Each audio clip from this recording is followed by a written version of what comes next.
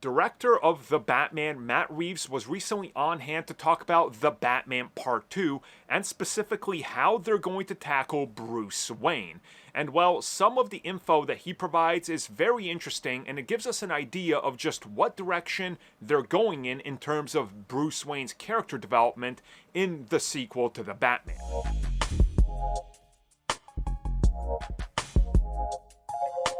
So once again, this comes at us from the director of The Batman, Matt Reeves, who was talking with Digital Spy about crafting the sequel, what direction they're going to be going in, and some of the ideas that are in play, and specifically how, if at all, this is going to connect to the events of The Penguin.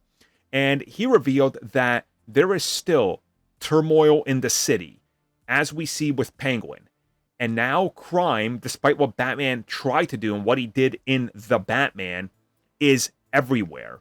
And it's just getting worse and worse as the days go. And despite what we see in Penguin and how he rises to the top, turmoil is still below him, even though he might not necessarily need to deal with it. So think of it in a way where Penguin has now ascended to the top. He's running this crime empire.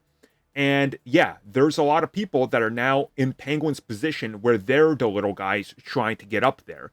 And he says that this is going to be something that's very personal for Bruce, and that he blames himself for everything that happened, including the events of The Batman, because he just wasn't up to snuff. He wasn't as good at figuring out what plot there was that leads to the city being flooded, that leads to this massive death, that he himself regrets a lot of the decisions that he made and wishes he could have been a better Batman, and that this is going to be a driving force that really pushes Bruce Wayne as a character. Now, if you guys remember, just a couple weeks ago at this point, Matt Reeves was also talking about Batman's development, and he said that he's sort of taking it on a more personal level, and that he's going to try to be better than he was in the first film, and that vengeance is not an option anymore, but he's still going to struggle with that. And naturally, the film is picking up more than likely right after the events of Penguin,